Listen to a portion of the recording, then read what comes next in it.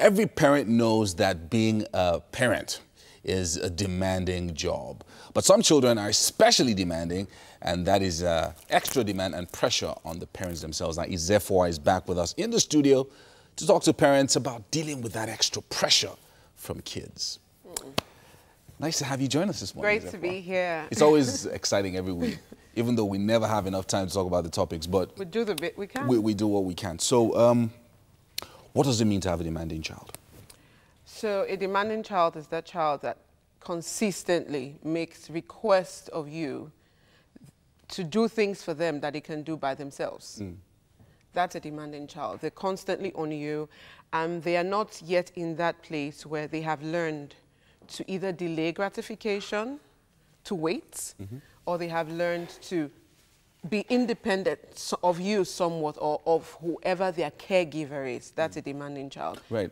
Now, I mean, before we came on, you were telling us about a story, story of you going to the store with your child. Yes. So and them, you know, wanting something specifically now. Yes. So tell us about that happened to me, I think it was on Friday. I was doing grocery shopping after picking up my kids in school. Prior to that time, my 3-year-old had said, she said to me, "Mommy, I want an umbrella." It rained that day. So I think what happened was, or it rained the previous day, I think. What happened was her classmates, one of them came to school with a very beautiful umbrella. So I understand that scenario. So you get the demand, right? So she came and she went on. So in my mind, I thought, oh, this child is, she's actually helping me do what I should have actually prepared for. Yeah. I don't have an umbrella for her yet. Her older sister had. So I said, great, let's get to the store, we get one. And then we get there and she goes straight to where it is, very beautiful. She picks it up, her other sister picks one up. And then I go, can you find out how much it is? I sent her older sister to check at the till.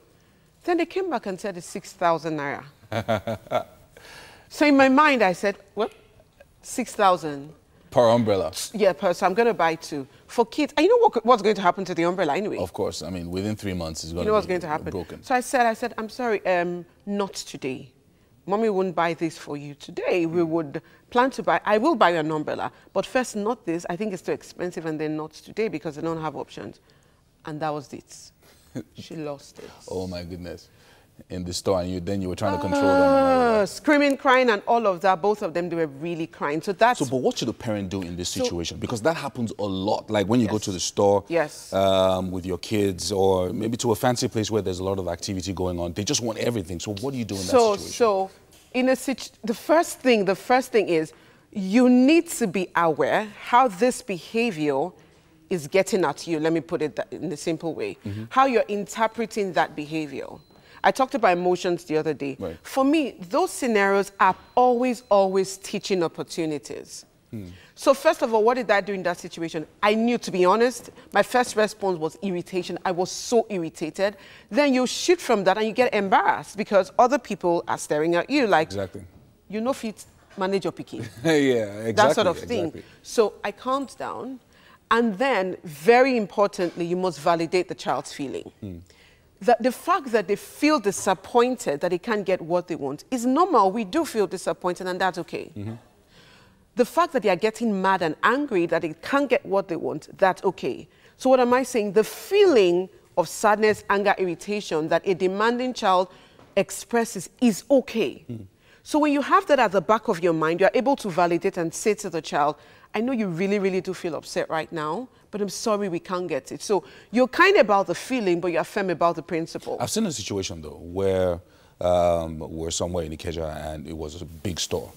And there was this child. Okay, so you know how when you get to the till, there's chocolates everywhere. There's just stuff that, you know, is really appealing to you. And then a little boy picks up a chocolate bar and insists that his mother should pay for it.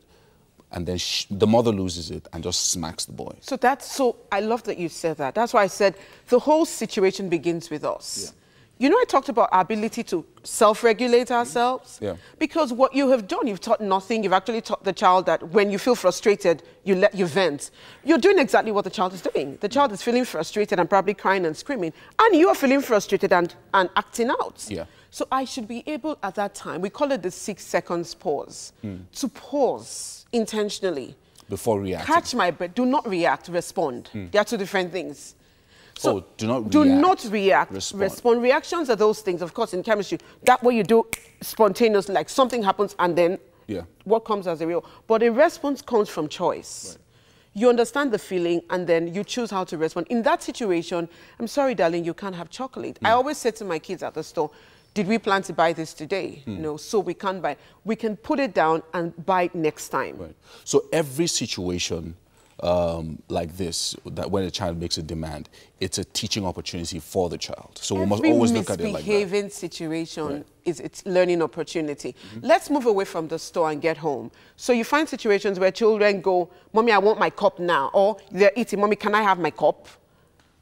You know, sometimes you just feel like, Mommy, this, and Mommy, and you're almost like the maids. You're running helter-skelter, doing for them what they can do for themselves. A lot of the things that they can do for themselves. So that is a learning opportunity. My baby sometimes they say, Mommy, can I have a cup? The first thing is your house structured in a way that children can help themselves? Right. Where is the cup? Where do you place the cups? Where do you place their plates? Such that you can say to them, go get your cup for water, and they can, by themselves, reach for it. So when you use it as a learning opportunity, they begin to even learn independence. They learn to self-help. Do things for yourself. Learning independence and self-helping, and then, of course, growing into their own. Growing into their own, learning to delay gratification, learning to know that they too can contribute to what goes on at home. Yeah. That is so vital.